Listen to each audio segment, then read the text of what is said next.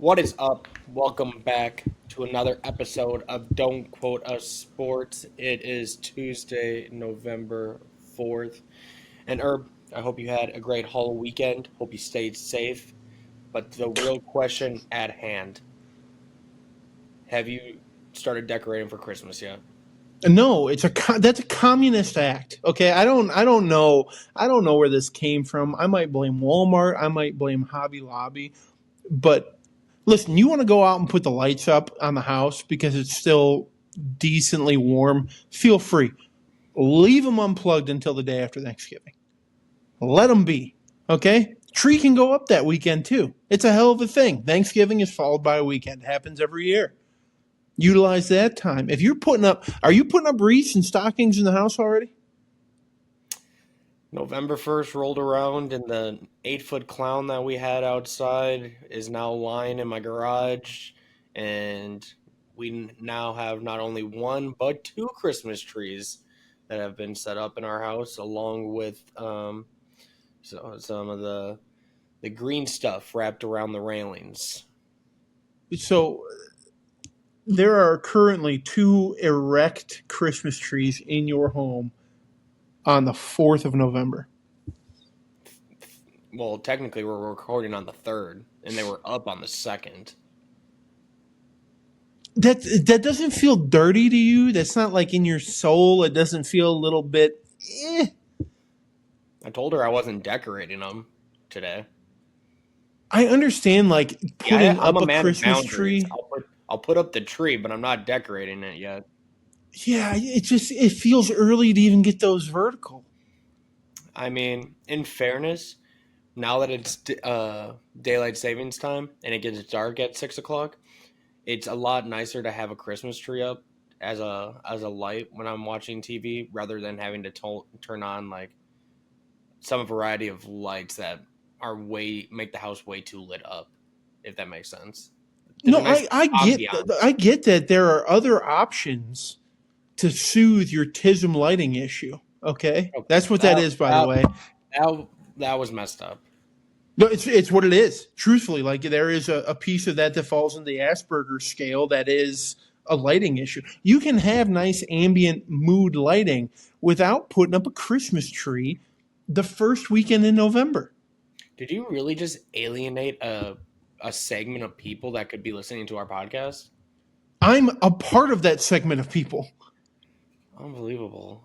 You don't have this much sporting knowledge in here without a touch of it, all right? Plain and simple. I'm well aware of what I am. I've gone through my childhood issues and went, wow, that's undiagnosed. I'm all right with it. I'm calling it right here. I'm not mad about it. What I am mad about is you putting up a Christmas tree November 2nd. Yeah. Like the only acceptable thing for me is the outdoors because it's still decently warm and I'm not going to be frozen. But leave them unplugged. Yeah, if I would have had a choice, I would have grabbed all of my gnome collection out instead of putting those up around the house. Sorry, we've been friends for the better part of a decade here. You have gnomes? Dude, I love gnomes. Whenever I see a gnome, I have to buy it. I have a nice variety of them now. Like I have one that's like 4 foot tall that stretches, its legs stretch so it can be different sizes. I have a Vikings one. I have a Grinch one. I got ones that hang by their feet. I got ones that have big heads and little feet or little bodies, like I got a variety and it grows 1 or 2 a year, and I like to try and scatter them around the house, Where's the most obscene place I can put a gnome this year? And now that I have a lot of space in this new house that I'm in, I'm going to find some place very obscene to put a gnome. They're fun. So for those of you listening at home, I am searching for a new podcast host, co-host. Brother. I don't know if I can be seen. I can put up with a lot of things in this relationship, Isaiah. I don't know if gnomes might be where I cross this line at. Brother, that is not even that's not even on the list of things that should bother you about me. Well, it certainly is. I think probably the fact that you're decorating prior to Thanksgiving is higher on that list, but a gnome fetish is a bit concerning. Okay, we don't make fun of people for sports cards. People used to collect coins, But Fuck, gnomes, we even had people paying for JPEGs there for a while. And you're gonna get on my ass for having a couple gnomes in storage?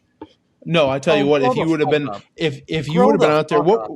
what were those called? The e cards, like the sad ape or whatever, angry ape. Something ape. Board NFTs. ape. You remember NFTs? Yeah, I just said people used to pay for JPEGs. Yeah, yeah. I'm glad you did. What a fucking scam that was, huh? Yeah.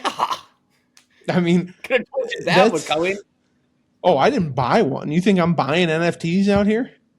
I made sure to screenshot whenever I found one, and then I would troll the person because now I had their JPEG.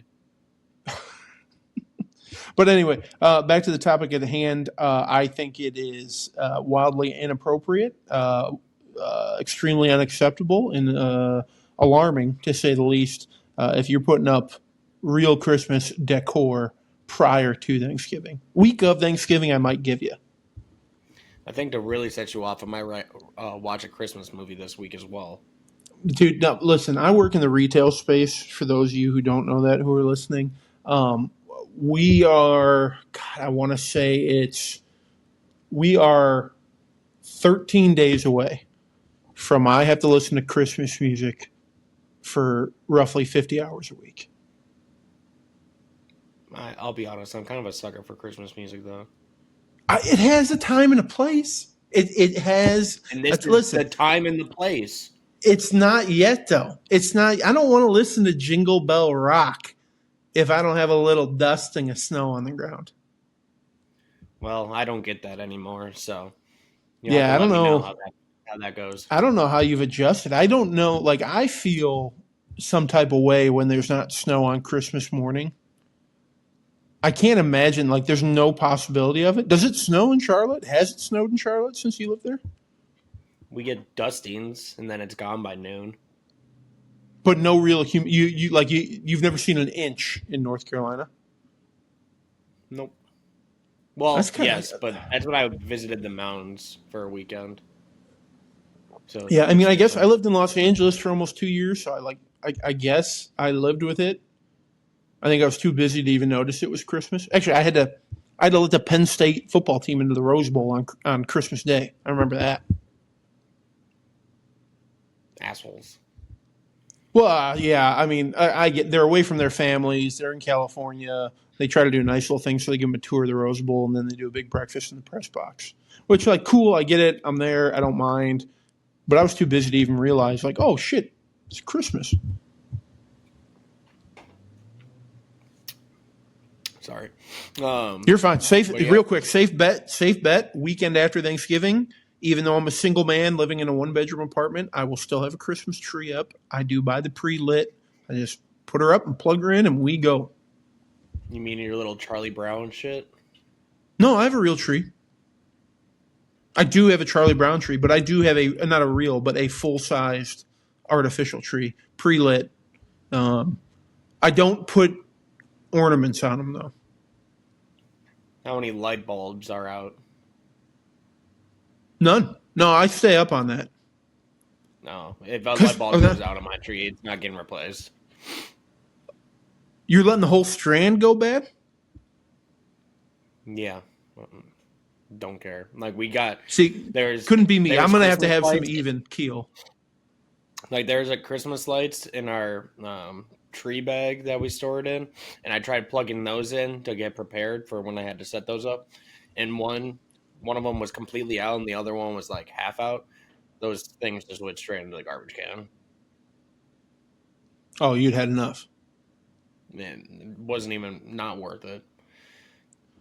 Fair The enough. tedious time of taking out all of those lights, buying new ones, and replacing them is probably the same cost when all things are said and done as just going to buy a new roll. So I'm just gonna go buy a new roll. I mean, I think that's a Midwestern dad in you. Maybe. All right. Well, That's what you're I call a decorating quick before solution. Thanksgiving. You don't even decorate a little bit. There's no fall decor in your home. It just goes straight from normal decor to Christmas. There's no cornucopias. There's no fall foliage in the home. No, I think if you decorate, I think it's crazier if you decorate for Thanksgiving than decorating early for Christmas. See, I think fall decor could play, and it doesn't necessarily have to be Thanksgiving, but it can be leaning that way.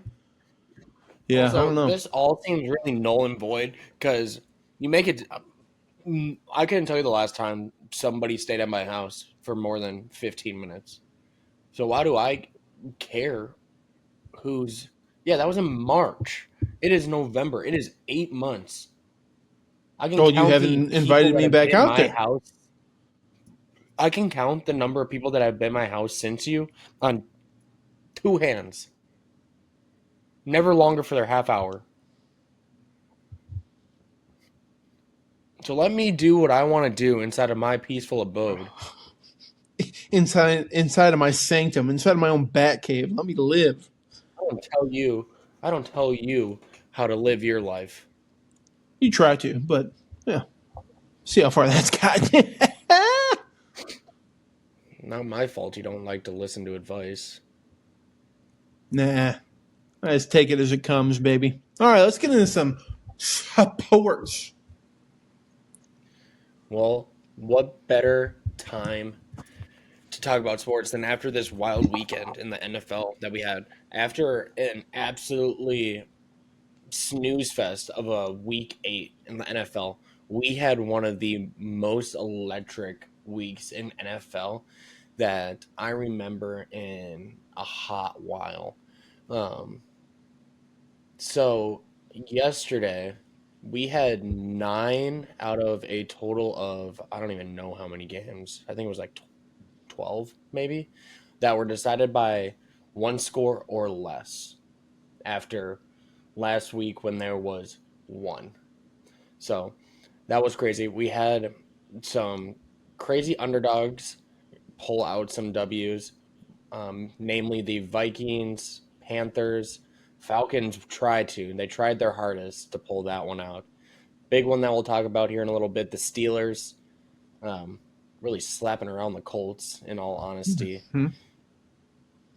But the one game I feel like we have to start at because it was one of the craziest games and endings that I had seen in a hot minute, and that was the Chicago Bears shitting down their legs, then coming back from the dead, then peeing a little bit, and then somehow still finding a way to hold on at the very end against the Cincinnati Bengals, winning a game 47-42 as Caleb Williams connects with Colston Loveland for a 58-yard TD with some great tackling by the Cincinnati Bengals.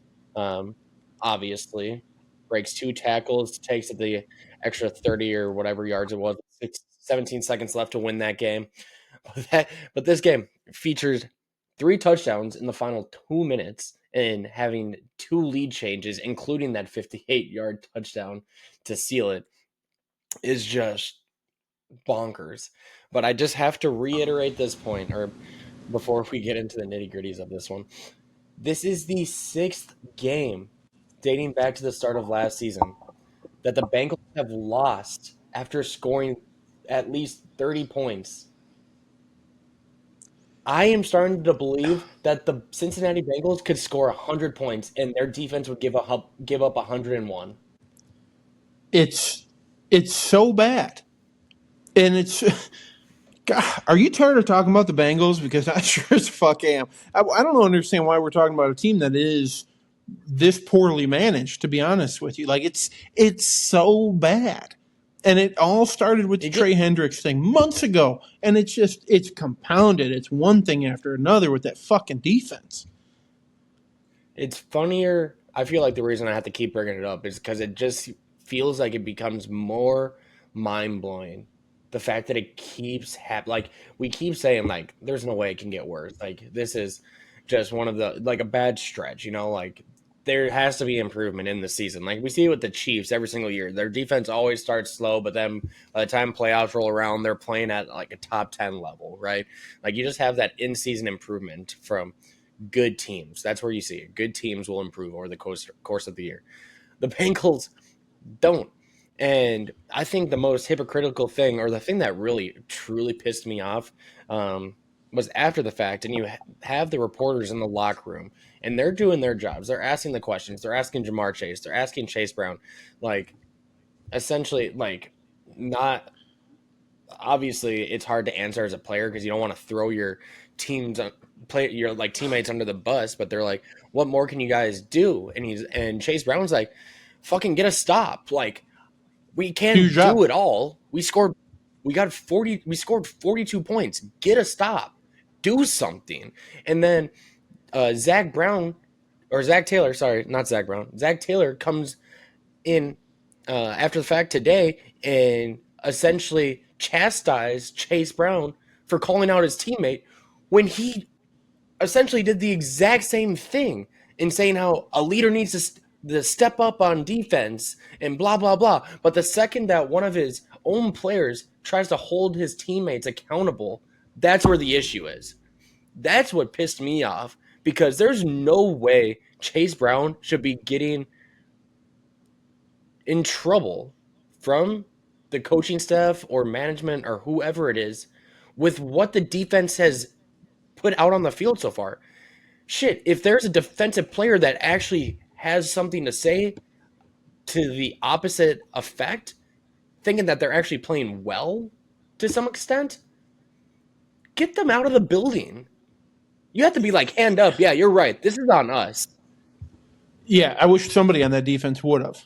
But the problem is Trey wants out of there. He doesn't give two shits, and there's not another leader on that defense right now. What I want to go back to your point of like, hey, good teams are going to start like this is going to be the time that they start to hit the gas, and all of a sudden we're seeing major improvement. You're starting to pull away from the rest of the field, right? The Bengals have gone backwards, and it has nothing to do with Joe Burrow because Joe Flacco. Listen, I know the Browning games were tough. Joe Flacco had a little bit of an adjustment period. Over 400 yards, 4 touchdowns. You can win with that happening, but not when your defense sucks. I don't understand how the defense has gotten worse to this point. It doesn't make any sense that they're going backwards. I think about teams like the Niners who are sitting there like, we've got everybody and their fucking cousin injured. How could it be any worse? Let me introduce you to the Cincinnati Bengals. Because guess what, Niners fans? It can be worse, and you could be wearing orange and black. Because holy shit, it's gone so south. Shamar Stewart, who we both had kind of a damnation of to start this year with that whole thing, with the whole contract and arguments about his value and all this and that. Have you looked at his stats lately? He might have had. I went a step further. I watched some of his snaps from this past weekend, and it might have been some of the worst game tape I've seen from an NFL player in a very long time. He was not even competitive in a majority of those snaps. Did you see him get run the fuck over on a down block? I mean, he moved from the right tackle to beyond the left tackle and ended up on his back looking at the sky wondering where did it all go wrong. Yeah. No, It's yes, I've watched. It's Do you know what his crazy because season I don't stats the are though? last Do you know what his season stats are? is he still at one tackle? He has 2 solo and 2 assisted for a total of 4 tackles, and that's it. Yep, sounds about right. But the one argument that I do not want to hear from any fan, right? NFL fan or casual fan is, well, that's what you get when you pay Jamar Chase, T. Higgins, Joe Burrow, all that money. Like, wouldn't it be nice to have some of that to spend on the defense, blah, blah, blah? Is the biggest load of shit ever because we see teams that are able to do this. The Philadelphia Eagles are paying Hurts, Barkley, Brown, and Smith on offense, along with their offensive line, and they still have one of the most competitive defenses out there, right? And you know why? Because they know how to scout, they know how to draft, and they know how to develop players. So they can go and afford to spend all this money on the offense when they get a good player in because they know that they can use their draft capital. Howie Roseman continues to just make moves that that shouldn't even be possible, right? Like today, trades for Jalen Phillips, defensive end from the Philadelphia or from the Miami Dolphins for a third round pick. Like it's just constantly being savvy like that. So to say that it's not possible to field a competitive defense while also paying your stars on offense is just a crock of shit. It's just an entire structure of the organization is dog shit. They lucked into Joe Burrow with the first overall pick. Then they essentially lucked into Jamar Chase because Burrow got injured, so they got another top 5 pick and got Jamar Chase there. And then we have just not seen any sort of hits in those middle rounds. When was the last time they've drafted and developed their own defensive stud on defense?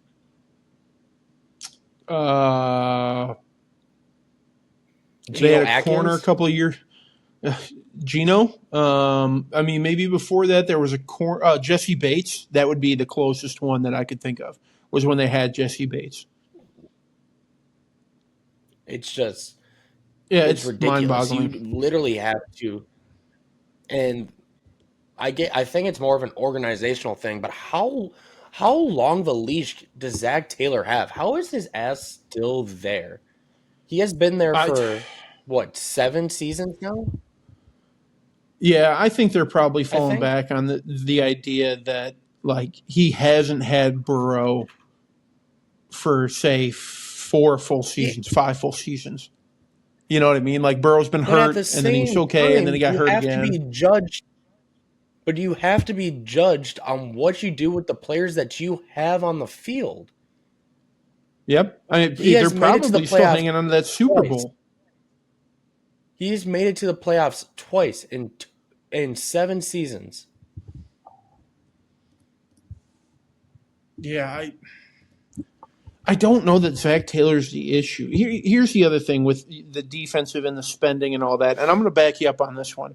Like they paid all the offensive guys. They don't have any money for defense. I just looked it up. They're sitting around $9 million in free cap space right now.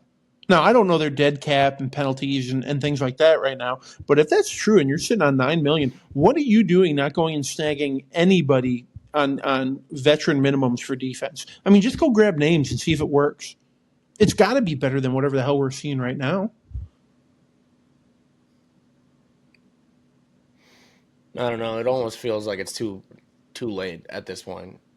I feel like NFL compared to any of the other compared to any of the other major sports is so much different to get into a building and then up to speed on whatever the playbook is and then suiting up and playing at a high level, executing whatever that playbook is, compared to the NBA or NHL. Like it's the similar concepts that most teams are running.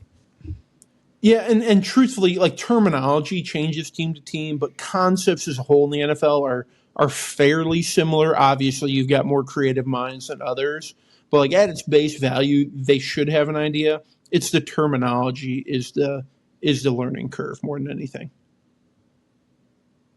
So, have you looked at the Bengals schedule moving forward? Because I got a take, and honestly, it's not that hot of a take, but it's a take. No. They might not win a game the rest of the year. If they do, it'll be in December because they got the Steelers, Patriots, Ravens, Bills, and Ravens again in the next 5 games. Good luck, Cincinnati. You're going to need it. You're going to luck into another top 5 pick with Joe Burrow. That's going to be wild. And if it's not a defensive player. Yeah, they stink. Yeah. Oh, real quick, on the Bears side of things. Yep. I assume you watched most of that game. Did it ever feel like the Bears were like fully in control of that, or did it just feel like organized chaos and they snuck this thing out? Because that's how it seemed to me. No, I felt like I was pretty confident with them for most of the game, like with a 14-point lead. But that's also the thing that annoys me with NFL defenses when they have a 14-point lead, right? Like in the fourth quarter, and they just start playing the softest defense ever, allowing all of these easy completions underneath that allow these teams to sustain drives and get back into games. Like, obviously, you were doing something right the entire game, stopping them. Why are we switching things up now and playing like a bunch of pansies and allowing them to hit some of these short and intermediate passes just because we don't want to get beat over the top?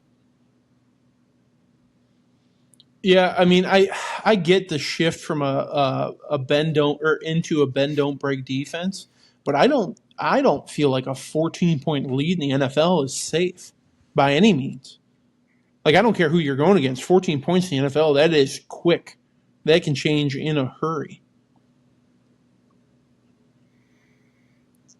I mean, but still, 14 points, I'd like to think should be a pretty like sizable lead. For them to essentially have it evaporate from them the way it did is just baffling, to say the least. Yeah. Yeah. Hey, I will say shout out to Colston Loveland for the game you had, but I'm gonna be honest with you. He didn't like crazy impress me on like getting open, especially on that touchdown. Like he got lucky. He found space and was like, "Oh shit, here's the ball. I might as well take it to the end zone." Great run, but I think Colston was a little surprised he got that ball. He caught that ball and thought he was immediately going to get tackled and like like the typical tight end thing where catch the ball, get hit, fall down type of thing. He caught the ball, braced for impact, and the dude just fell off of him. And he's like, "Oh shit." And then he starts galloping like a horse to the end zone. Yeah, he's like, I'm not supposed to be this Like open. it Why was am I a this open? legit it was it was legitimately a gallop. It was not a run, he was galloping. Old Seabiscuit out there.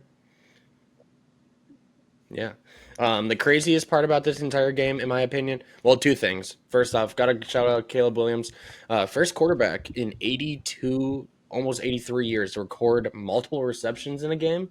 Back when they were essentially running triple options in leather helmets. So shout out to him. Um, but also the fact that the Bears scored 47 points and Roma Dunze had a stat line of 0 catches for 0 yards and 0 touchdowns is absolutely bewildering, in my opinion. Here's what I didn't text you on Sunday morning, and I was going to. For some reason, I thought Roma Dunze was going to pop this week. I was like real confident. Sat Olave, sat Wandell Robinson.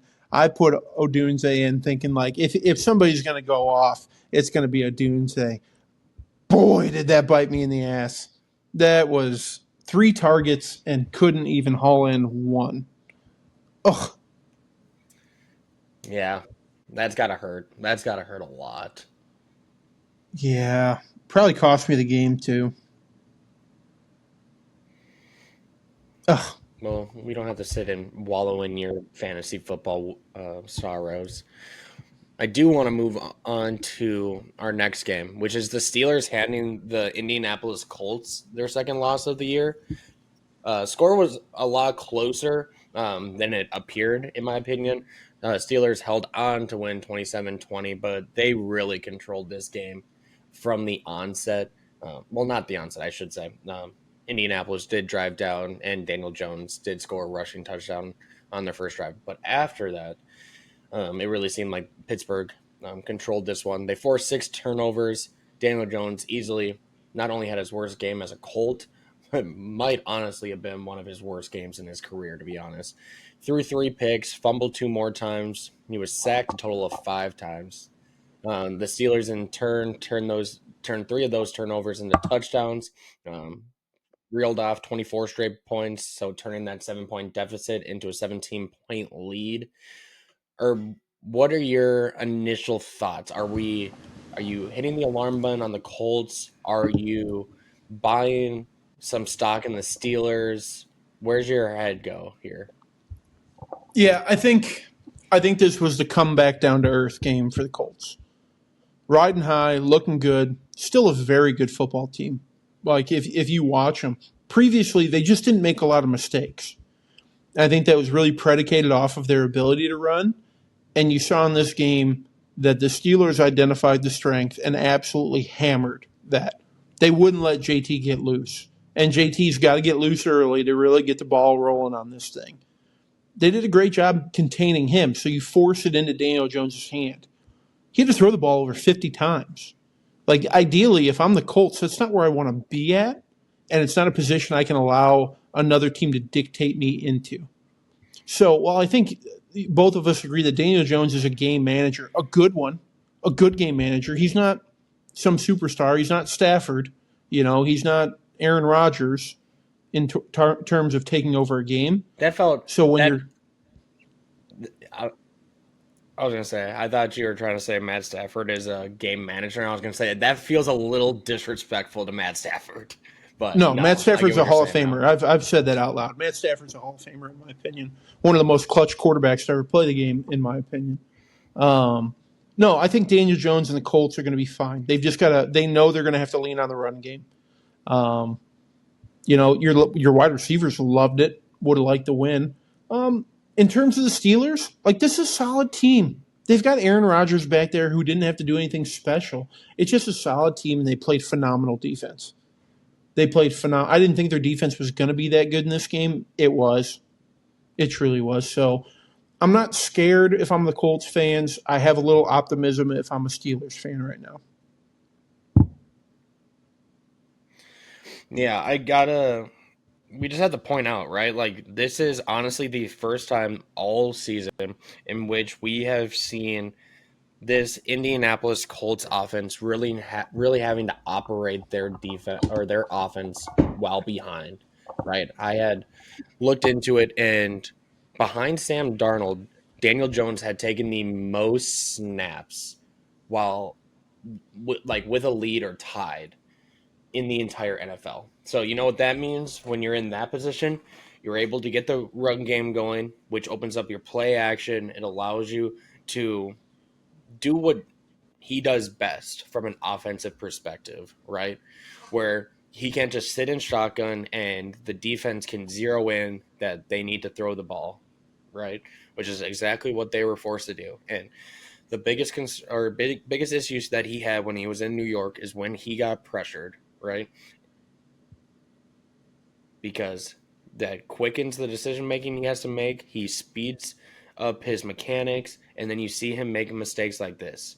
Um, Two of those sacks that led to those fumbles, he just wasn't even like he was trying to keep his eyes downfield. He didn't even feel the pressure on him, and he just got smoked and just lost the ball, right?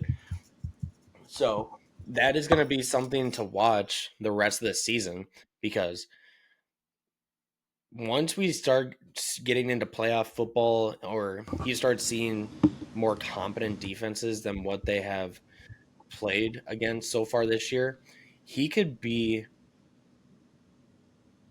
exposed very quickly, in my opinion. And that's the concern when it comes to Daniel Jones, right? Um, I think the Colts are the sum of their pieces. They're not one true player, although you may want to say it's Jonathan Taylor, right? It's really everything's working because of everything else working, right? It's just a cog in the machine. So if one of those cogs isn't working, the entire machine just breaks down. So it'll be interesting to see how they can develop or work to address that in the future to make Daniel Jones more comfortable in those situations, because Yeah, he's going to have to if they want to make a run into the playoffs.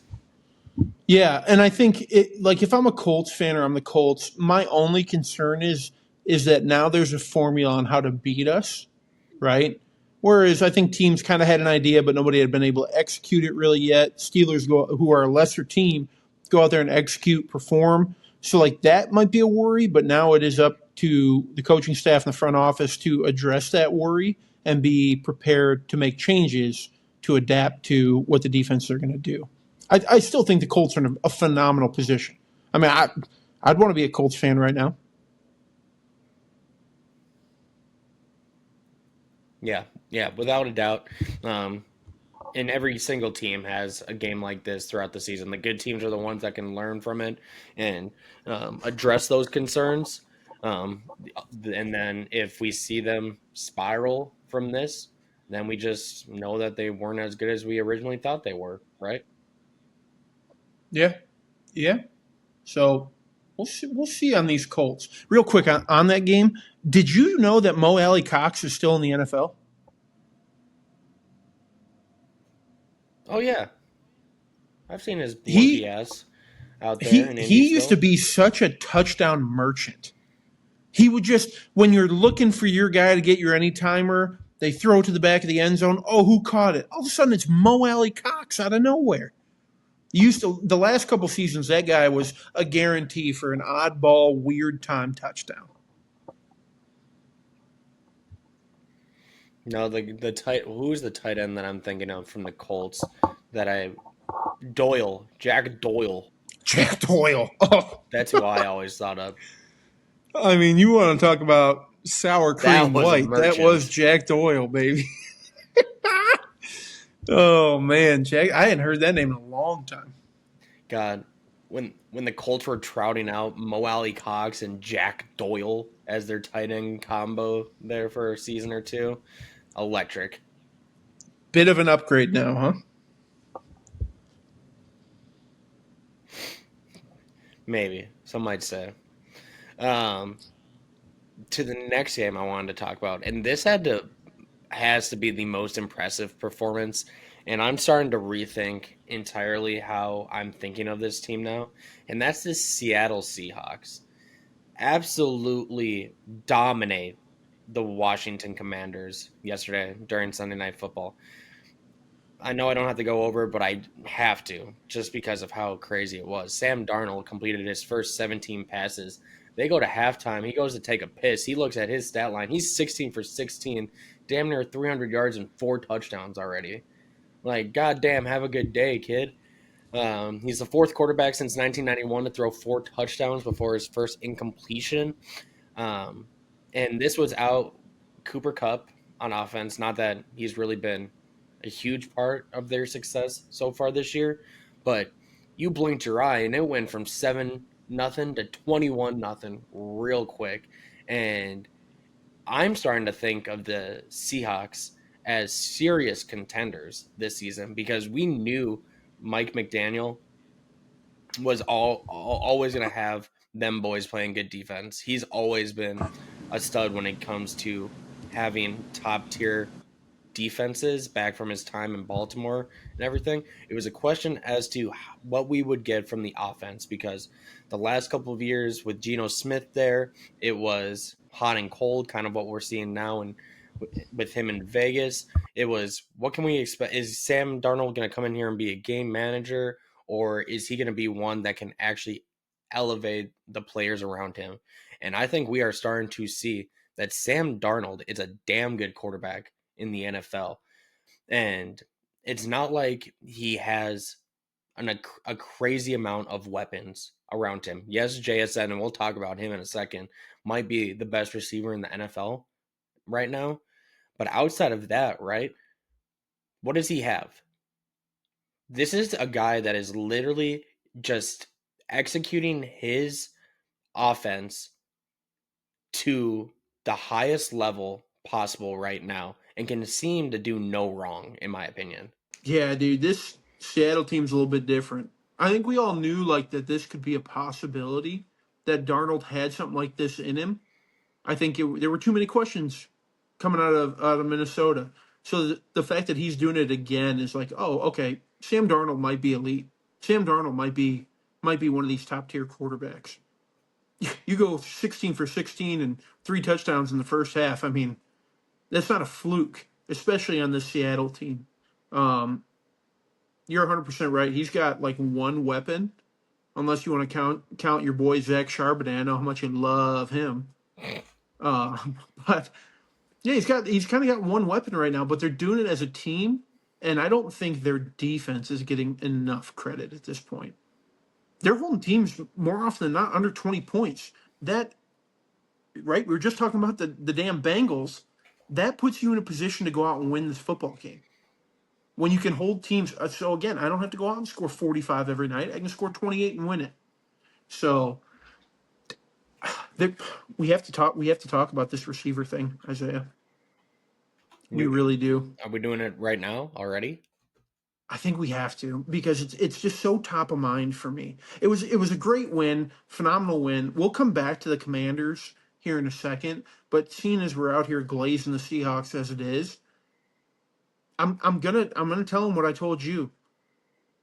I think JSN's the number one receiver in football right now. Um, and I don't disagree with you because I think obviously when you talk top players at a position, right, it's a moving scale, right?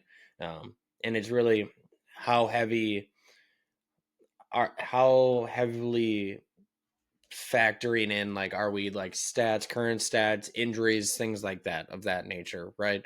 If we're going purely off of what the player has done on the field so far this year, there's no question what JSN has done this year makes him the best receiver in the league. There's no questions there. He has 58 catches for damn near 1,000 yards already. Only 4 touchdowns, but doesn't really matter when you're putting your team in a position to score the amount of points that the Seahawks have scored at this point.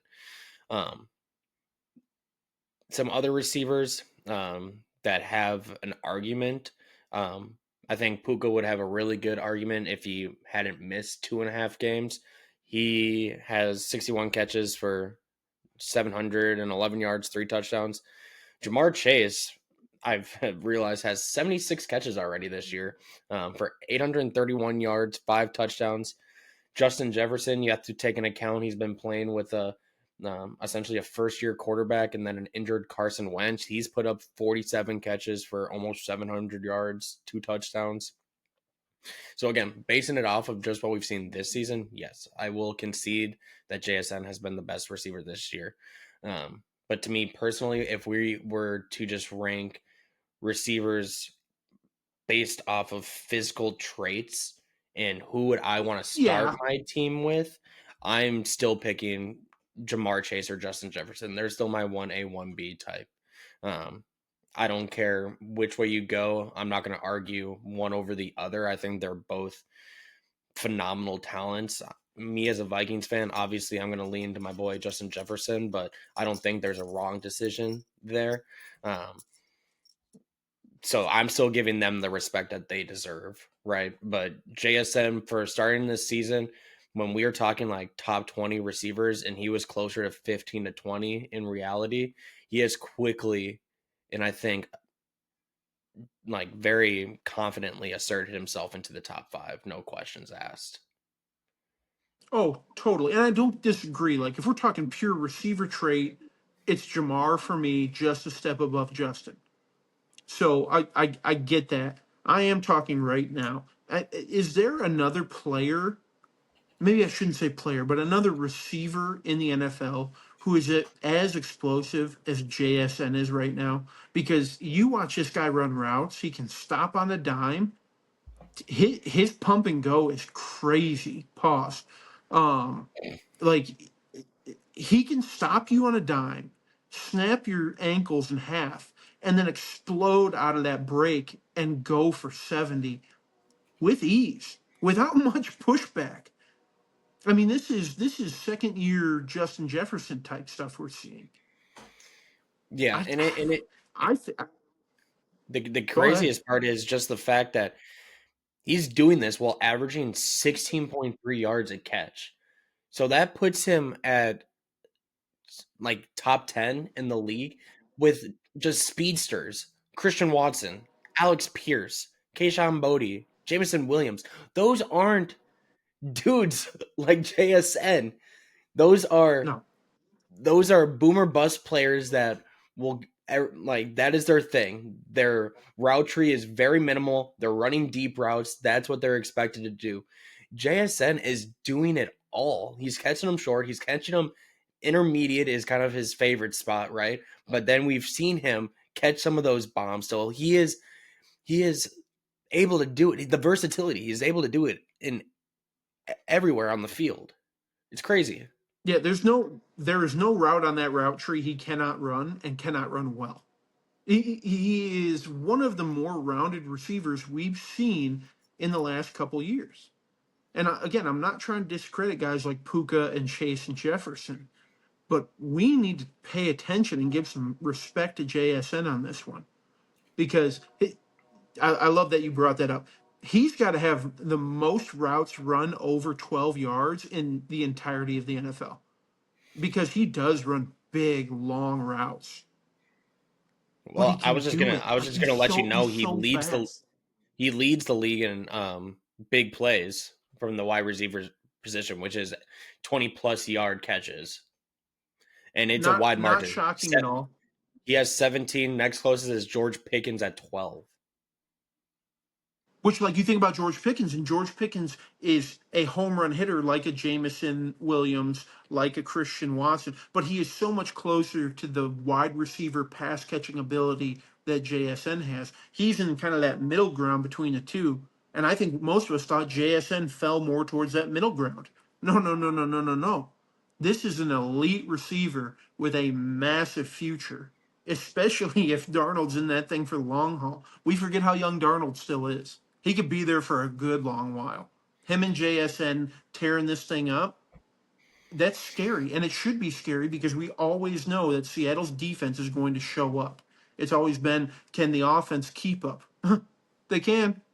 And they can hitch on a dime in a hurry. Like you said, they're up 21-0 in a snap of their fingers. It's Yeah, just they home run went. hit after home run hit.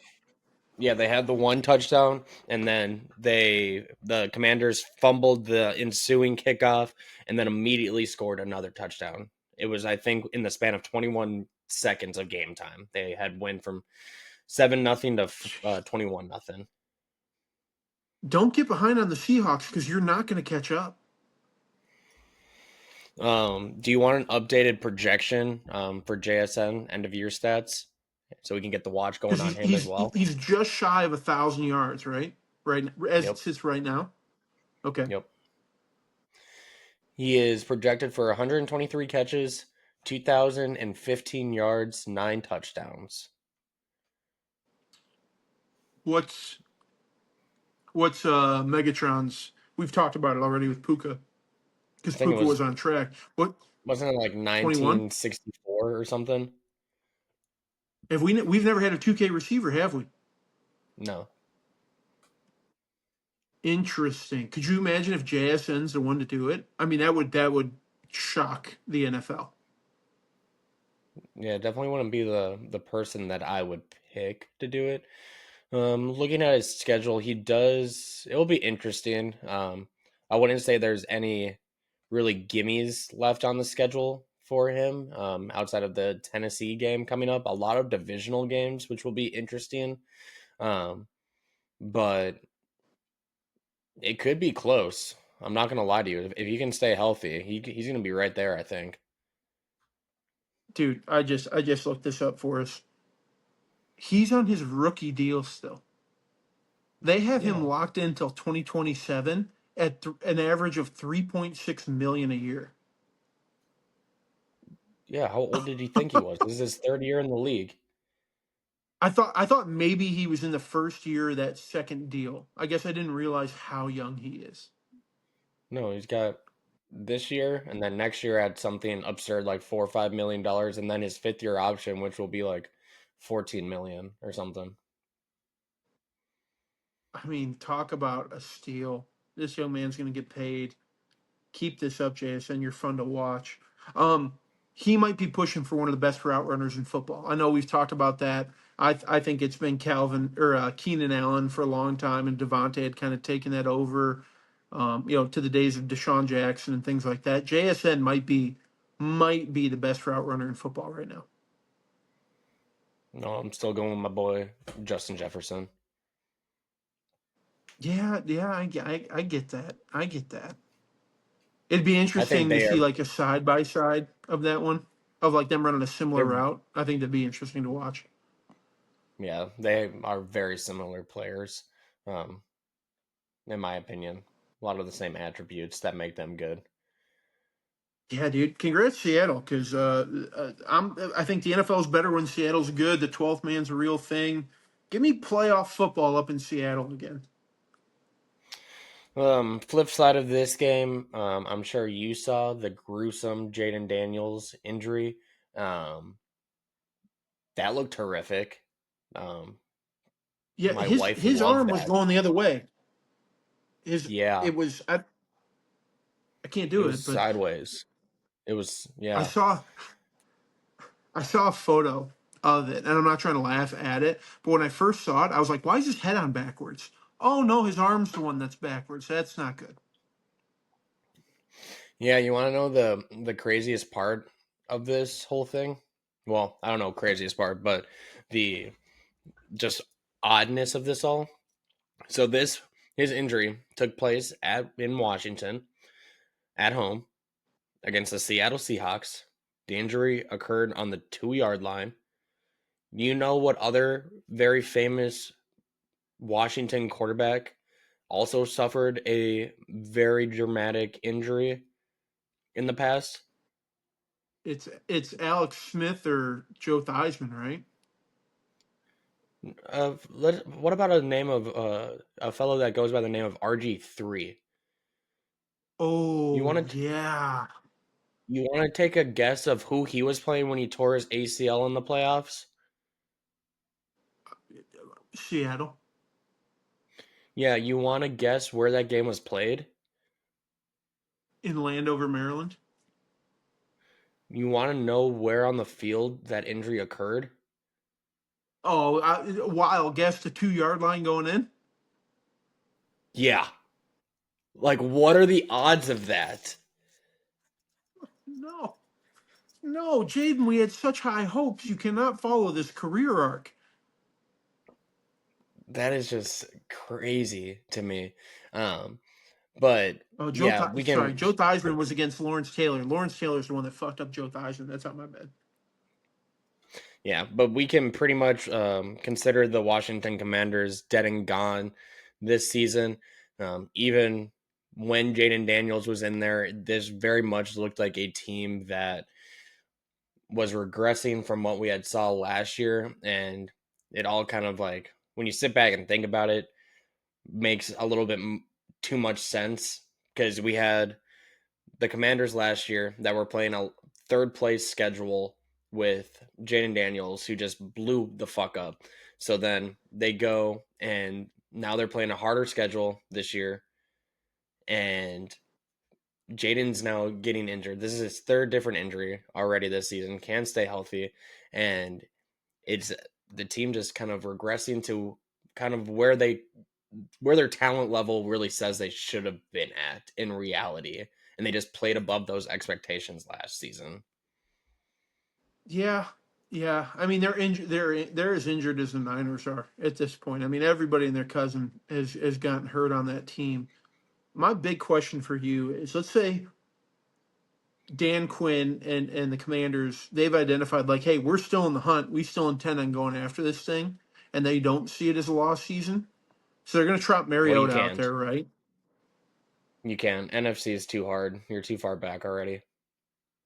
I would agree, but Not coming let's back. say that they are. I mean, are we talking about the potential if they identify that's the direction they're heading that they could trade for a quarterback who they think could be better than Mariota and keep them in playoff contention or get them into playoff contention rather? No, I don't think so. Like I said, the NFC is already too hard. I think last time I checked, the Lions are sitting in the number 7 seed at 5-3, so they already have a game and a half lead on the Commanders, right? And now you're expected to try and make up that ground with your backup quarterback. And let's be honest. Let's go through the names again of who they could go and get, That was my like other piece. Yep. feasibly, right? Like you got Russ, you got Jameis, Tannehill, Dalton, Kirk Cousins, maybe, right? How much is that team? How much is that really elevating your team compared to Marcus Mariota? Like you said, with all these injuries, right? Terry McLaurin has barely played since signing that new contract, right? And then their defense still can't stop a nosebleed. So again, it's the cost benefit, right? You can go pick up one of those guys, right? It's probably only going to cost you a fifth, sixth, seventh round pick or something, some swap, right? But what's the point? I don't think it's elevating you to the next tier. It's not making you more competitive, in my opinion. Yeah, and I kind of figured that's the way you would go. Is like who out there would be. It's not like there's a Jimmy G out there kind of waiting in the ranks where a lot of people identify like, hey, that guy's going to be a starter one day. There isn't that this year. I don't care how you feel about Anthony Richardson. Nobody thinks Anthony Richardson can come in and win games. Like that's the truth of the matter. Um, yeah, I figured that's the way you would go, and that's kind of what I was thinking about it. It's just there's not a guy that could put you. There's not a guy better than Mariota right now in that system, and there's not a guy that's going to put you over the edge. Speaking of injuries, you did see Marshawn Lattimore on the defense feared torn ACL this morning. I mean, in fairness, it's not like he was doing much on the field, anyways. No, but the hits keep coming, and their depth is got to be awful. Yeah, And I mean, they it's put a lot just, of faith into Bill Krosky Merritt to start the year, for God's sakes. I mean, that's just the price of playing in the NFL. Some teams, it's just luck. Sometimes, Yep.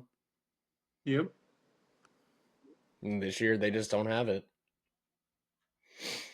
The last game, I want to round out NFL before switching over to college football, and that's obviously a potential AFC championship matchup between the Buffalo Bills and the Kansas City Chiefs. Josh Allen continues his dominance of Patrick Mahomes and the Kansas City Chiefs in the regular season. They win 28-21. Allen also sets a franchise record for completion percentage after finishing 23 of 26, which equates to 88.5%. 273 yards, 2 touchdowns. This win now pushes the Bills' win streak against the Chiefs to 5 in the regular season. However, Kansas City has had the final laugh as they are 4-0 in the playoffs when it truly matters. A couple other things from a Chiefs perspective before we jump in. Mahomes finished this game 15 of 34. So that's a completion percentage of 44.1%. That's his first ever NFL game completing less than 50% of his throws, which is pretty crazy in my opinion. And the key to this game really was the Bills defense and their ability to put pressure on Patrick this entire game. He was sacked 3 times. He was hit 15 more times on top of that. But now Kansas City is sitting at 5-4. This is only the third time the Chiefs have had 4 more losses through 9 weeks since Andy Reid became the head coach in 2013. So we're going on year, what is that, 13? 13, 14? Only 3 times. Kind of tells you the level of dominance that we've seen out of Kansas City. So I guess how much are you buying into the results of this game, right? Do you think any differently of these two teams based upon what we saw, or do you think it's going to be the same replay of what we've seen in previous seasons? I think this was two AFC championship contenders going at it. I think it speaks volumes about the regular season versus postseason version of the Bills against the Chiefs. Because the Chiefs come out and are seemingly the Chiefs every game, week in, week out. That doesn't really matter if they're playing at home. It doesn't really matter playing if they're in the playoffs. But the Bills, for whatever reason, can't seem to shake the jitters or is the stage too bright? I don't know. If I'm the Bills, my entire message moving forward is we're going to lose a couple games going forward. Like that's undoubtedly we're not going undefeated the rest of the year. What you're playing for is home field advantage throughout. because we play the Chiefs a hell of a lot better at home than we do at Arrowhead. The Bills should be deathly afraid of Arrowhead at this point. I know most of the NFL is. It's the loudest stadium and it's got the best fans and all this and that. It's I don't know that that has anything to do with it. It is just something in the mental side of it where the Bills can't get over that hump inside of Arrowhead. So if I'm the Bills, everything I do is not so much to make the playoffs, but to get home field in the playoffs. That is my entire focus. As for the Chiefs are going to chief. We were kind of out a little bit or raising some concerns early. They started to come back and level off a little bit. Rasheed Rice comes back. Worthy comes back. I think the Chiefs are going to be fine. I just don't know that they're going to dominate like they have in the regular season. But we've both seen it. We've both been around it. As soon as Patrick Mahomes gets to the playoffs, it's a different animal. So all they got to do is get there, And and then Pat should turn into playoff Pat. that's where I'll stop you, right? That's what they are playing for, right? Kansas City is their main goal is make the playoffs, be healthy, and then that's when the season really starts, right?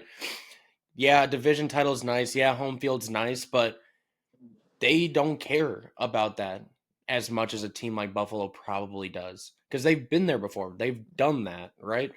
So yes, they probably don't love being 5-4 at this point. They probably don't love being third in their division or tied for third, whatever they are, or tied for second, whatever they are, right? But I don't think they're overly concerned, right? They're starting to play good football compared to what we have seen at the beginning of the year. Now that Rice and Worthy are both healthy, um, I will be interested to see if they make a move here at the deadline before tomorrow. I really think they probably need to bring in a body or two on defense. I'm not even so much worried about the offensive side of things. I think it's more the defensive side.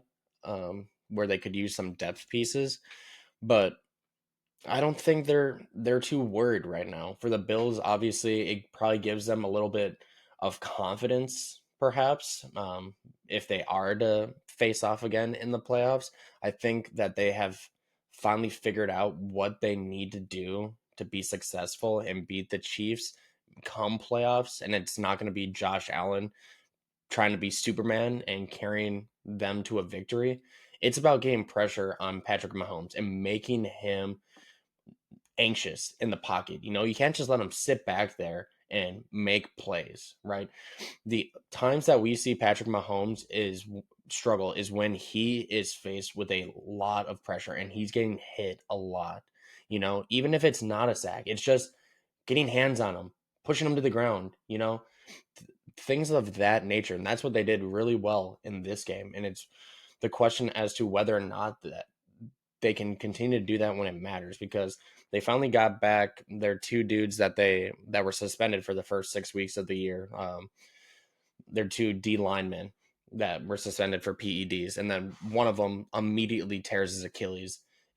Michael Holt, believe his name was, immediately tears his Achilles, so he's out for the year. So again, you're gonna have to rely on some depth pieces, but Greg Russo is playing extremely well.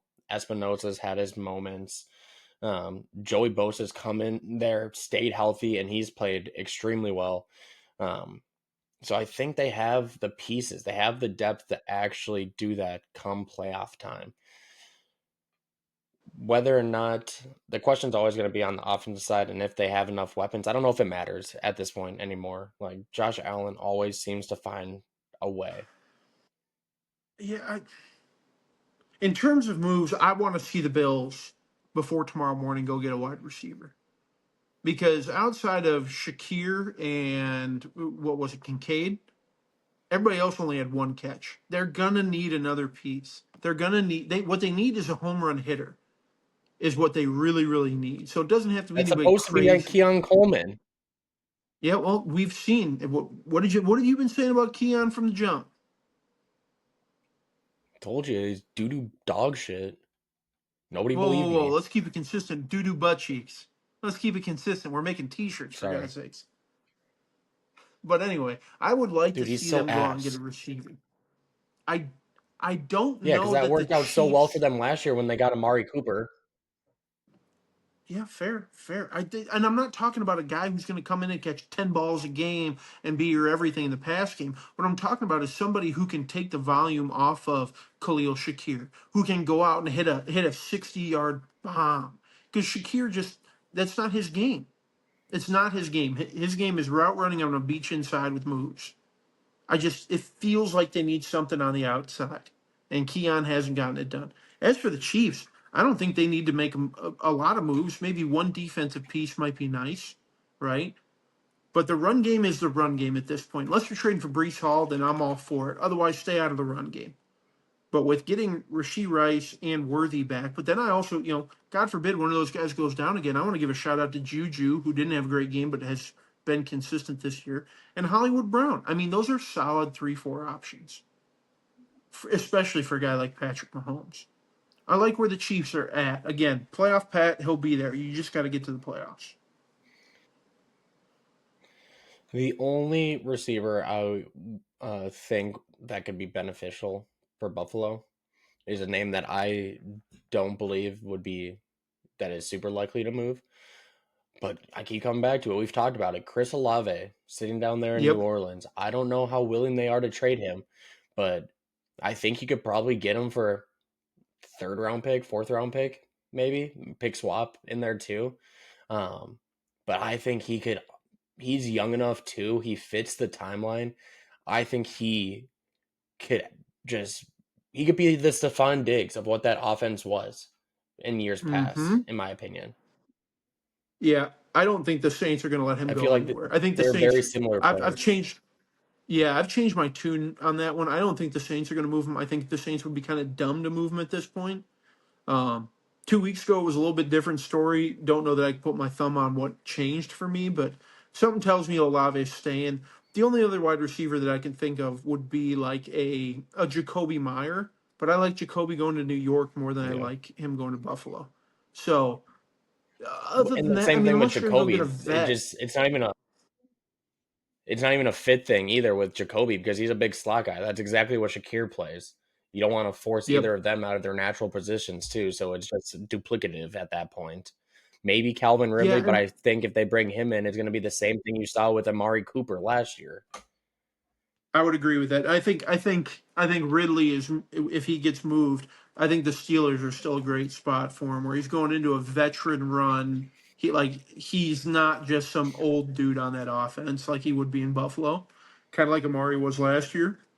But under the tutelage of Rodgers, I think that's where Ridley fits. I would very much not like it for Buffalo if they went out and got a Ridley. If they got a Ridley, that would be eh. I don't know. I would love that move. One last name I'll throw out that I don't think would happen. I don't even think there's talks about this team his team moving him. DJ Moore. I feel like he's never really connected with Caleb Williams in Chicago and what they're doing. I don't know how they view him long term now that Roma Dunze seems to kind of be taking that next step, and I feel like they really do want to get Luther Burden more involved on that offense. I wonder if they would be willing to move him if the right offer came along. That would be an expensive price tag because of the I season that don't think Moore has so had compared to to this Chris point. Olave. I think they'd be real similar. I bet you they'd be real similar deals. I know the age is quite a different situation. I think the Bears' value of DJ Moore would be higher than expected. But you also have to remember DJ Moore is making 4 times the amount Chris Olave is making right now. Correct. I just God, I wouldn't see a reason why the Bears would want to move him. I understand that like he feels like he doesn't fit, but he's still productive in that offense, which is super, super kind of weird and interesting.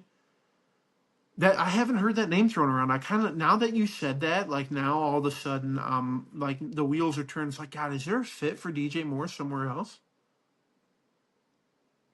I mean, it's not like he's doing anything crazy in Chicago. Yeah, he's having a good year, but 30 for He's consistent. 403. He's not even on pace for 1,000 yards. He's consistent. He does the job, for a finds the spots. that's making $25 million a year. I don't know if He's consistent getting is what that I'm much looking money? for. You know what I mean? I didn't know he was getting that much I money. told you. Jesus Christ. Told you. Oofta. That's why I Yeah, think if no, the Bears, depending on how they view him, may be willing to cut bait for a third round pick if the Buffalo Bills are willing to eat that contract. yeah. Can I throw one more name at you just because it's been ringing in the back of my head, and I don't know that there's validity to him being moved, but there's been rumor. Can you imagine if the Bills paid the price tag for BTJ?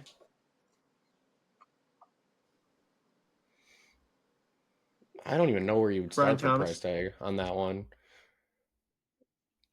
I Yeah, assume no, there's it a would first probably be rounder at least a attached first round pick. somewhere.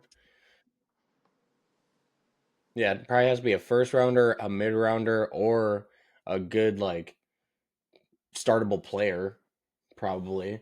But Jacksonville, I don't know why Jacksonville would trade him at this point. It's year 2 and they're 5-3. That would be odd, but Yeah, no, what do we say? Bad teams make bad decisions. So I guess it's not out of the yep. realm of possibilities. And you want to talk about a team that would be willing to sell the future because they're in win now mode? It's the Buffalo Bills. Yeah. Okay. Anything else NFL wise, or you want to touch on real fast? Um, God, there was something, but I can't think of what the heck it was. I had something spicy for you too. No, I think that's the NFL. Titans fire sale has begun today. Oh, it is round trade. Titans fire sale has started. We sent Jamont Jones for a fifth rounder to the Ravens. Don't love that we're trading with the Ravens. I don't like the Ravens. I respect them. I don't like them. Reports came out today that Jerry Jones on a radio show said that they have a trade in place and then failed to tell who was being traded. What do you think the move is?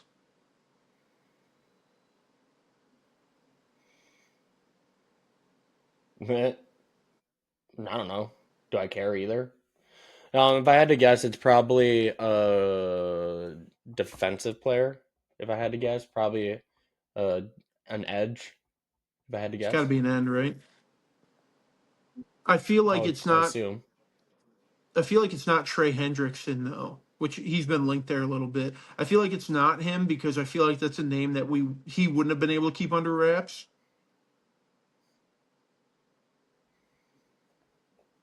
But You know how also much like shit he would knowing, get too if he did that? yeah, yeah, it's Jerry Jones. That's it's such a Jerry move. Don't be a Jerry. This is what we're talking about. I mean, I guess when you think about it, you would essentially be trading out Micah, and you'd be getting, because I'm assuming Trey Hendrickson would be a first round pick, right? So let's say it's a first round pick. You're trading Trey Hendrickson for a first straight up. He has 8 games left on his contract. Or come on, you give up a first for Trey Hendrickson.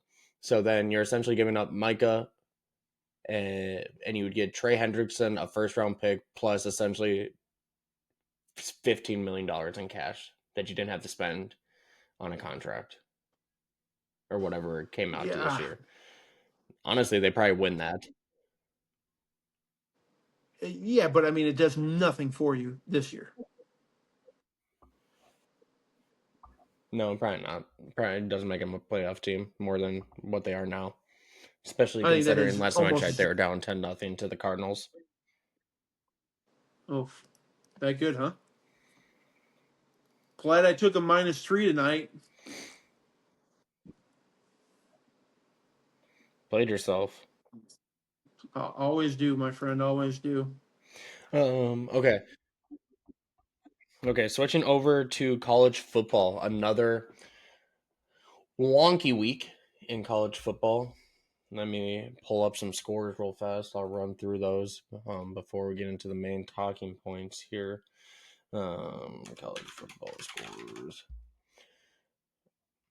But I am very interested. I'm assuming that the rankings finally came out. The college football rankings came out while we recorded this. So I'm going to be interested to look at that after we're done recording. Um, okay, speed run. Ohio State over Penn State. Indiana over Maryland. Georgia holds on barely against Florida. Old Miss crushes South Carolina. Our darling Georgia Tech loses their first game against NC State. Arch Manning has arrived, beats number 9 Vanderbilt. Miami shits down their leg once again, losing to SMU. Notre Dame beats Boston College. Texas Tech demolishes Kansas State.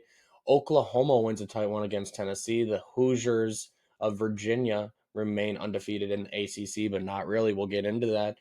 Louisville beats Virginia Tech. Utah absolutely puts belt to ass to Cincinnati. Michigan is back into it. West Virginia takes out Houston, and USC holds on against Nebraska. But Herb, now that I've gone through that, what I really want to talk about is what in the living fuck is happening in the ACC, because I am loving it. Not that Georgia Tech lost, I hated that part of it, but everything else that is the ACC is just wants me to get my popcorn and sit down with a nice cozy blanket and watch the fireworks, because let me tell you the chaos that we are seeing in this conference right now. Virginia finds itself at first overall, 8-1, 5-0 in conference. Really though, they're not 5-0 in conference because they played NC State earlier in the season, but it technically wasn't a conference game; it was a non-conference game. They lost that game. Um, you're looking at me like I'm crazy. This was because of all the realignment and things, I believe. Because now Stanford, which I believe might have been a non-conference game before, joined the ACC, turned into a conference game. So they had, yeah, confusing. So they're undefeated technically in conference play, but then we have Georgia Tech at 5-1, Pittsburgh 5-1, Louisville 4-1, SMU 4-1, Duke 4-1. We have a lot of teams in the running still, and I'm just going to throw it out there before I get into the meat and potatoes of what I really want to talk about with the ACC. But Pittsburgh may hold the keys to this goddamn thing, because you know who they finished this season off against? Notre Dame, Georgia Tech, Miami. If they run the table on that one, hello to the playoffs, Pittsburgh. But really, the conversation here needs to start with Miami losing to SMU in overtime, 26-20. Carson Beck once again learns Thank how you. to lose in the most devastating fashion. Throws 2 interceptions against SMU on top of the 4 interceptions they lost in their earlier season loss to Louisville. So 6 interceptions in their 2 losses. But this marks the 5th game Miami has lost as double-digit favorites since Mario Cristobal took over in 2022.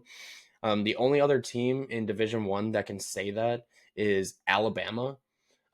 They've also had 50% more games as double-digit favorites than Miami in that time, yet they have the same amount of losses in those games. And 3 of Alabama's losses came last year in the span of like 5 weeks, when everything came crumbling down. So not great. Miami is once again not back, and I don't know where they go from here, to be honest with you. I think what I learned from this Miami game is that Kirby Smart at Georgia runs one hell of a tight ship, and his expectations are high and they are met by his players, except for when they're behind the wheel of a vehicle. That's another story. Um, because Carson Beck has shown himself like his true colors to NFL GMs. There's a big red flag on this dude, and it has nothing to do with the play on the field. A couple of weeks ago when they lost, he said it was the receiver's fault, right? He blamed his receivers for running the wrong routes. So, in another opportunity for a young man to take some leadership and some ownership in this thing after having turnovers, um, he blames the coaches. He blames the play calling. He blames everybody but himself. Is that somebody you want to hand the keys to a multi-billion-dollar franchise to? Because it's certainly not one that I'm willing to turn it over to. Brother, you are 30 years old playing against a bunch of 20-year-old kids. You're the adult in the room, Carson. You're the one being paid the most. You have to take accountability. It's tough. It's a tough watch on the field. And then he pulls these antics. Dude, own this. Be a franchise quarterback and own this. Yeah, and I think we just know what Carson Beck is at this point. He's not a dude that is going to come in and elevate the offense around him. He is at his core a game manager at best. Um, and I don't even know if he has the makings of a long-term backup in the NFL. Because the way I look at a backup, what you need to be a backup in the NFL, and that's to be able to go in there, manage a game and the offense that you're expected to run. Um, and I just don't know if he can do that, if it's sustainable for him. I don't know if he sees the field that well. He is known to make just boneheaded mistakes. Like some of these interceptions that he's throwing are just abysmal, right? Um, it should not be happening in your, what is this, his third or fourth year as a starter in college football. It just shouldn't be happening anymore. And I think we know everything that we need to know about Carson Beck with the way that Miami handled the last possession before overtime. They got the ball back with about, I want to say it was like 25 seconds left and a one timeout. And they had the opportunity to take a couple shots um, to get into a position to win that game. And rather than trusting their multi-million dollar quarterback that they brought in this offseason, they decided to take a knee and take the game to overtime. That's how much confidence they had in Carson Beck in that moment. As an NFL GM, that tells me everything I need to know about the young man. That tells me everything I need to know. I He's got such a big arm, but then just tries to play hero ball the second that there's any misstep from the script. And that's when he throws these big turnovers at just the worst times in the world. Dude, you've got one of the best receiving cores in football. How can you not make this work? It's incredibly frustrating to see a guy who has done so much in college football perform at this level. That's where I'm at. In terms of Miami as a whole, I think they're still going to be in the fight. They're still going to hang around. Like they're going to be okay. But we called it. We called it. We knew about this time is when they were going to start choking shit away, and here we sit, spoke it into fruition. Yep. Other game to touch on is Georgia Tech losing their first game of the season. Heartbreaker to NC State. Really, just no words for this one. A game that they should not have lost. Defense just doesn't show up. Allowed 600 yards of offense to NC State, who are down two of their best offensive players in this game. So I think we both felt like it was bound to happen at some point. We were hoping that it wouldn't, but we kind of expected this one. Um, they're still in the running, but tough loss here. Tough loss. Yeah, hey, real quick, I got to shout this out. Shout out to NC State. Shout out to Coach Dave Dorn, proud Drake alumni, head coach at NC State. Nice win, Coach. Don't do it against our guys. We'd really appreciate it if you didn't. But in terms of Georgia Tech, like how much bigger does this make that Georgia matchup at the end of the year?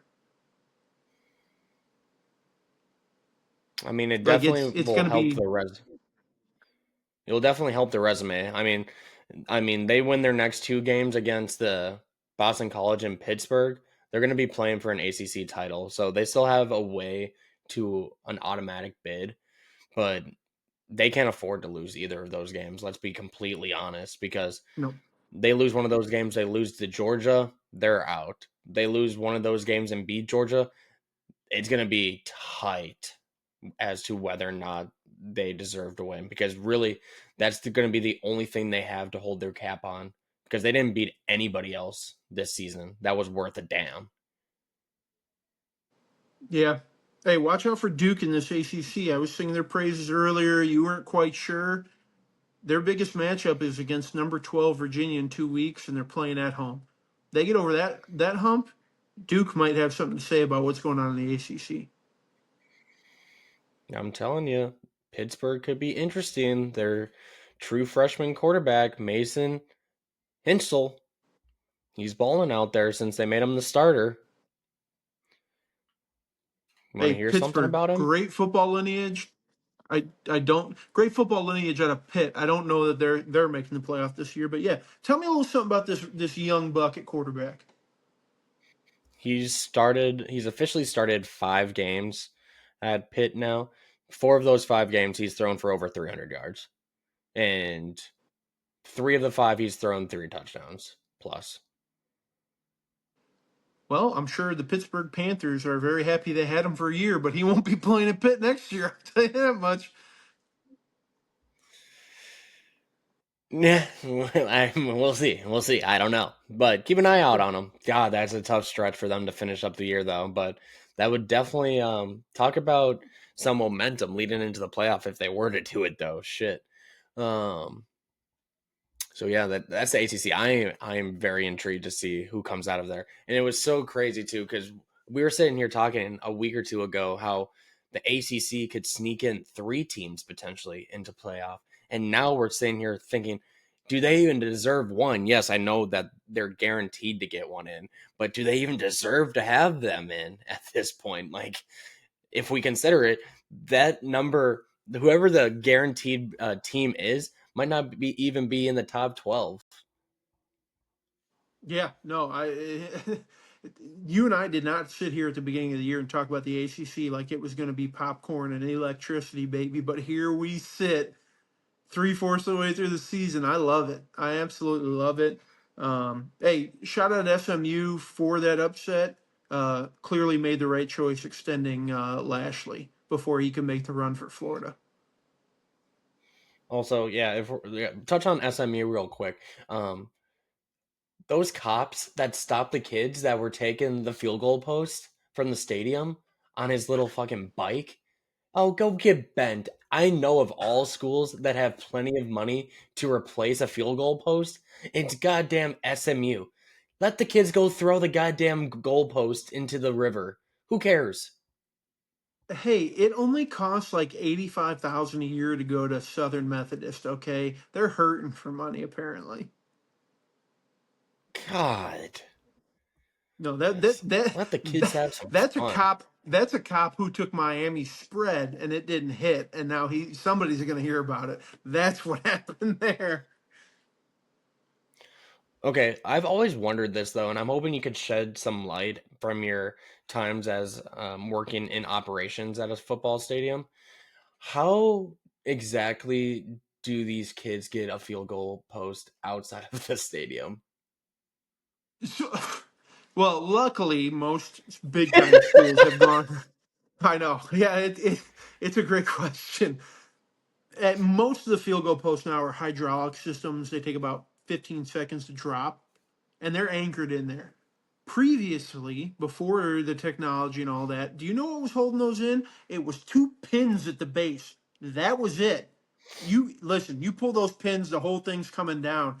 If the fans have the goalpost and it's no longer in the ground, there is nothing you're going to do to get them to drop it. So your best play is to let them go out the up the tunnel, out the gate, and we'll try to recover this son bitch when we find it.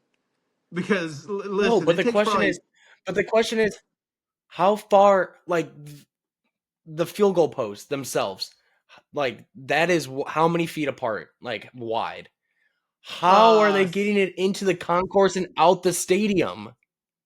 out the tunnel. They let them go up the tunnel.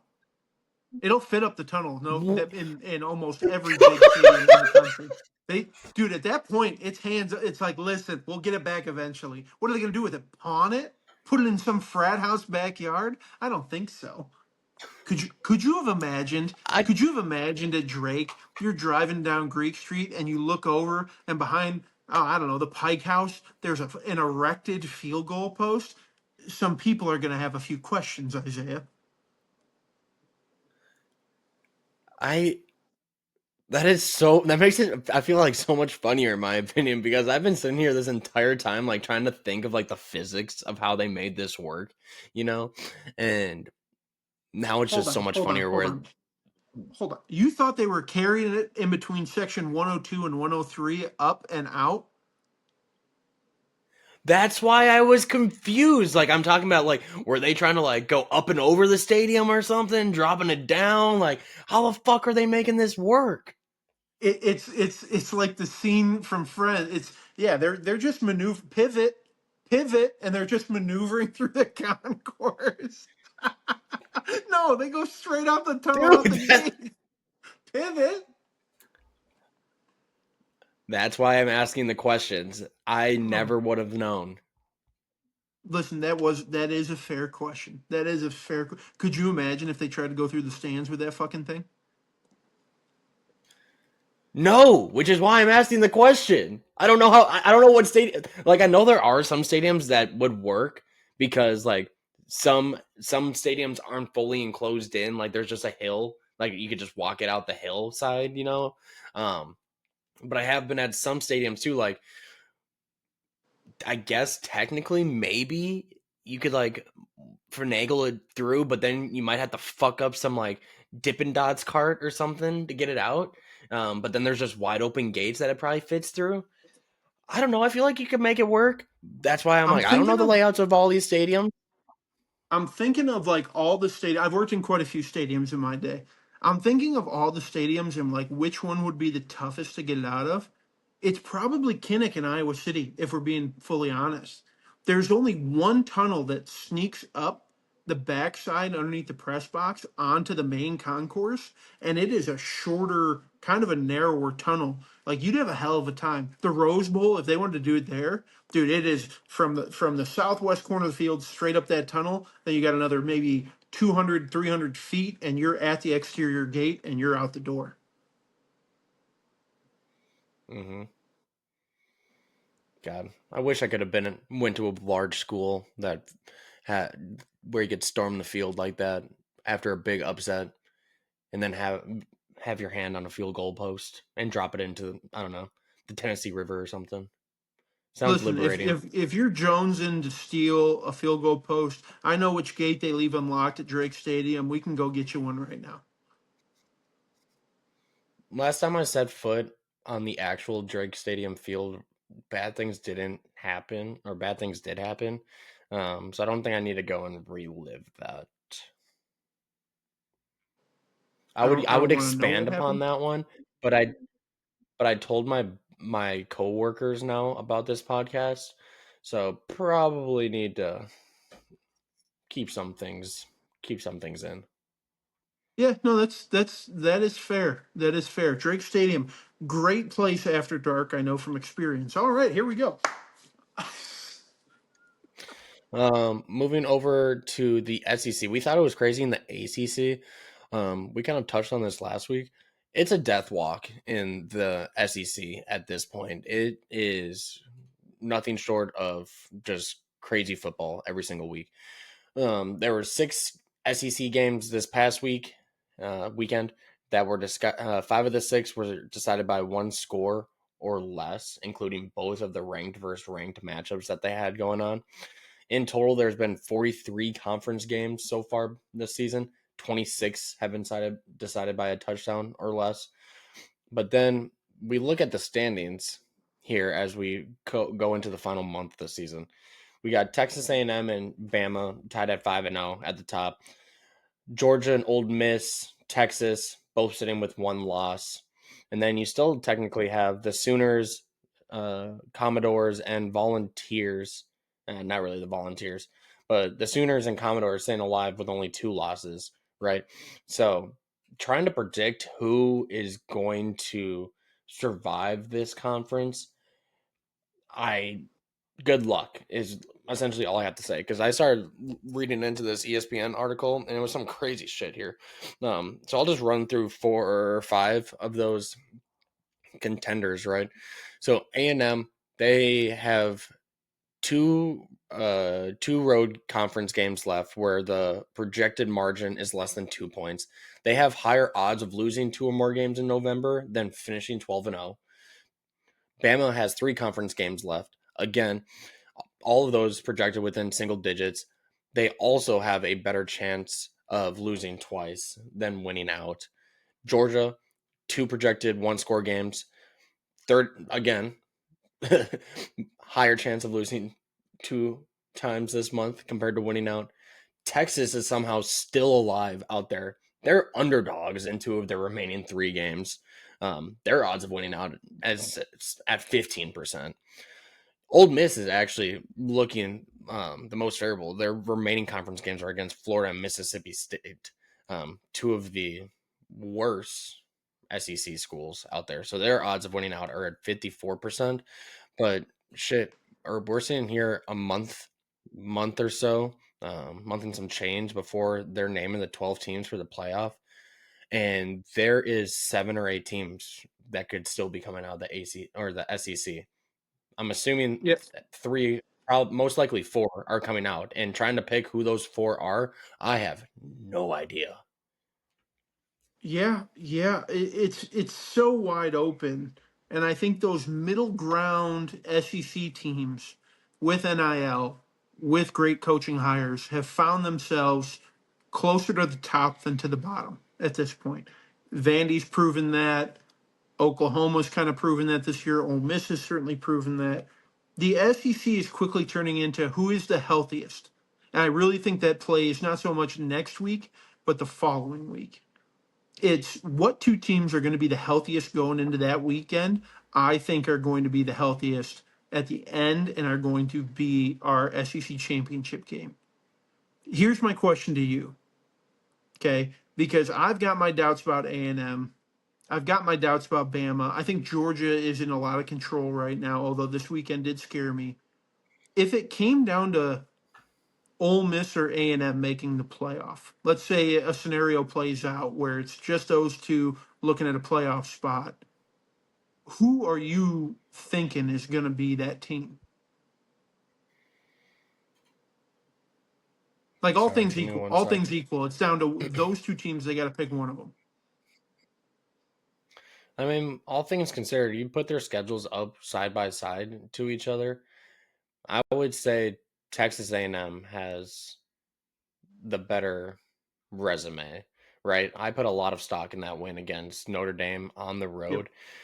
Old Miss's best win was against LSU, who, as we've seen, is not nearly as good as everybody thought. They lost that game against Georgia that in reality they're going to be kicking themselves in the behind later because that one they should have won, right? Yep. They win that game against Georgia, and I think it's easily Old Miss in my opinion. But I have to give it to Texas A&M. I think that they have the better resume at this point um, through the season than Old Miss does.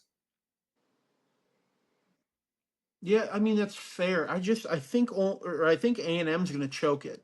Like they always do, and it's nothing against Mike Elko. It's nothing against what's happening down there because they are playing good football. They've never been here before. This team, Marcel Reed is a phenomenal quarterback. He's not ready for the stage that he's going to have to step onto come playoff time. I just don't think he is. Not yet. Out of the SEC, and this you might think I'm dumb for thinking this. In terms of playoff, I think we're looking at Bama, Georgia, and Ole Miss from the SEC. And I would really, really, really like that if those are the 3 teams out of the SEC. Yeah, I'll switch it up. I don't think Georgia's nearly as good as their record might say otherwise. That's fair. Um, they've played some tight games against teams that aren't that good. I guess you can say that about a lot of SEC teams. I'm going out on a limb. I think the teams that coming out of the SEC are going to be A&M, Bama, Old Miss, and I'm going to say Texas sneaks in. That's bold. That's a bold little take. I like the take. Don't get me wrong. I don't know if I can back it yet. I got to see something else out of Texas. I I got to mean, if see Texas something. wins against Georgia and Texas A&M, Well, good yeah, luck keeping but them you out. what? Yeah, no, I don't disagree with that. If they win out, yeah, but or they beat those two for sure. Yeah, but do you really think Texas is going to beat one, if not both of those teams? I mean, you heard the stats I gave out the beginning of this segment. You never know who's going to win these games in the SEC at this point. They're all who has the ball last for the most part, especially in these close ranked versus ranked matchups. Nobody's blowing out anybody. So, yes, I would be surprised, but no, I would not be shocked. Okay. And I think Georgia, similar to the Chiefs, I think Georgia is just one of those teams that, like, once the playoffs are here, they're just a different animal. Kirby Smart knows how to win in playoff games. Like, I think there's just a leg up there on that. So that's why I'm moving towards Georgia. I think they're going to fight their way in. It's going to be tight, but I think once they get to the playoffs, like, they just know how to win in the opening rounds for sure. Yeah. You want to take your stab And at who do you think the group of six team in the playoff will be? like, who's our lead spot? I Highest love ranked that we keep coming currently. back to this. Yeah, Um, the highest ranked group of six team right now is Memphis. They're 8-1, ranked 22nd. Next closest is UNT. James Madison. They're sitting about Ooh. 27th. Where's UNT at? After a big win against Navy, which I can't seemingly pick one of these games right to save my life. Also, apologize to our listeners because my picks last week during our speed run were some of the worst. Fade me, please. They were fucking awful. Um, so James Madison's about 27th. This is all based off the AP poll. So James Madison Sure. 27th, San Diego State 29th, North Texas 30, South Florida 31. Those are your Tight. contenders. Dude, give us two. Give us two out of that bunch and let's see what one of them can do. Come on, give it to us. I'm telling you that won't happen. No, it's not going to Telling happen. you that won't happen. God, give me a semifinal with Duke versus UNT. Let's ride that wave. You gonna give me your pick? For which one's the best projected? Oh, I thought you had said Memphis. I'm gonna guess James Madison. That one shocked me on that list. No, who do you want to come out? Who do you think is Oh, gonna who? be the one in the playoff? Oh, UNT. Give me UNT. I've picked against them too often. Give me UNT. The Mean Green. They got to work for me at some point. Yeah, that's who I wanted to go with too. I just love the story of At some point they have to make me Messamaker money. out there. At some point I need to make money on But I feel UNT, like and it's James going to be Madison one of is them. really starting to come on though. Yeah, Sitting JMU's at turning 7 and into 1. turning into a head coaching factory. Mm-hmm. No doubt. Uh, last thing about college football, I want to throw this at you real quick, if you wouldn't mind. It's football related, but it's not necessarily about a specific game. There is no content on the internet that I enjoy more than watching British people come to the United States and attend a football game, specifically an SEC football game.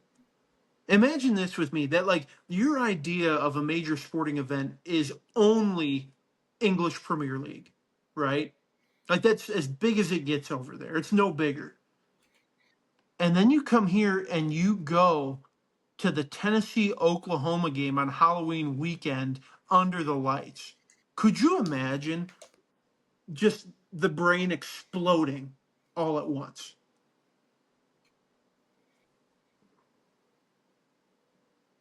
Yeah, that I've seen the videos of British people watching the games in Europe and just being confused by it. Um, So I do think they would be pretty bewildered by that environment. The only I reason I don't think bring it they're up, ready for it. I was scrolling through TikTok and there's this big bearded British dude. Him and his wife or girlfriend are in the U.S. driving all over the place, and they found themselves in Knoxville, Tennessee, on Friday. They put out a little message like, "Hey, anybody got tickets? Because we can't spend this kind of money on this vacation." Somebody got them tickets, and they recorded the whole thing. To watch that through virgin eyes, essentially, was pretty cool. But also, congratulations, because no other U.S. sporting event is ever going to live up to the level of Knoxville under the lights inside of Neyland. Like you went too high to start, in my opinion.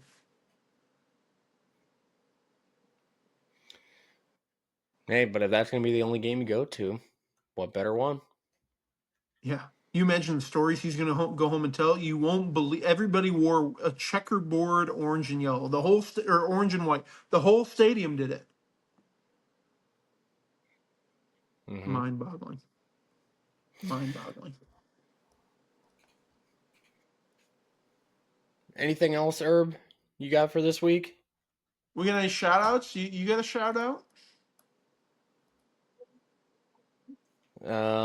We can shout out the World Series, one of the best World Series that we've probably witnessed in our lifetimes. We didn't talk enough on this pod. Forgive us for that. It is kind of difficult to talk super in depth about baseball, in my opinion. Um, I have to give my condolences to Blue Jays fans. They really shit that game down their leg. Um, they should not have lost that game. Nope. And I don't know how much of a conspiracy this truly is, but Shohei is for sure able to speak picture perfect English and refuses not to. And part of Correct. that is I think part of that is due to the whole gambling thing, and he has to kind of play dumb. I'm just Japanese guys that don't know great English, so I don't know how this happened. Um, but I saw a clip where he had his interview after winning the World Series with the Fox Mm-hmm. crew with his interpreter, and at the very end, he gave one of the most crystal clear "Thank you guys" in the best American accent I've ever heard before in my life. So I want Yep. him to be exposed. I'm sorry. Yeah, no, I get it. I couldn't agree more with you on that one. I think he's been playing dumb since he got here. Smart by him. Very, very, very smart, even before all the gambling stuff.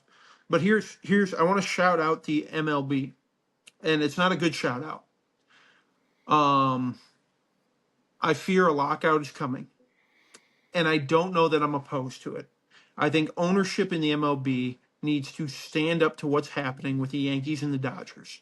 And if that forces a lockout to get things back to level, then so be it. That's shit from a fan standpoint. I hate that I'm sitting here talking about being a proponent of a lockout, but at this point, I don't know what else anyone can do other than the other 30 some odd 30 owners coming together and saying enough is enough.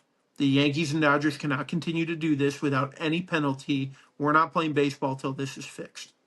Hopefully, we don't get to a lockout. Hopefully, winter meetings, all of this will come to light, and the MLB and the commissioner will make the right call and fix this shit. Because you're tired of seeing it. I'm tired of seeing it. I don't want to see the Dodgers with a $1 billion payroll and just essentially purchasing the World Series trophy. I don't want to see it anymore. Well, I hate to break it to you because you better prepare for a lockout because it's for sure going to lock out, and I don't know for how long because this is going to be a tough one because I don't even know what exactly the fix is that you can put into place and how. Like obviously a salary cap is what everybody's proposing, but how do you implement a salary cap when the salaries are so spread out the way it is now? You can't implement a salary floor because what does that really do for anybody? And I get it from a player's perspective too. Why do I want to limit the amount of money that I could potentially make? Right? Yeah, When you have Bryce Harper, who is one of the greatest players from our generation, who's never Well, I guess he did win the championship with Nationals, if I'm not mistaken. Yeah, No, they that might did. have been the year after. I think that was the year after. Um, who hasn't even won a World Series, and he's one of the biggest proponents against a salary cap. I feel like tells you everything you need to know about where the players stand here. Yeah, and we're both like pay. We're here for like valid pay for valid players. But I think we're also both a fan of let's get a little fucking control here. So how you fix it? Hey, here's the max you can offer. Like this is the new max. It's not this crazy ass number. You can't have more than X number of years on a contract. And anybody who's on it, they're grandfathered in. Your team has to adjust for that now. Yeah, will it be a headache for a couple of these teams for 2, 3 years? Yeah, but then it'll even out for sure. I think it's going to have to be something like that. They're going to have to start restricting some of these contracts.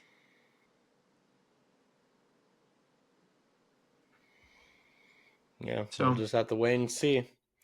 yep. But that's wraps on another week uh, here at Don't Quote Us Sports. Make Hey, sure episode to 30. leave a We like, made it. comment, subscribe, follow, tell somebody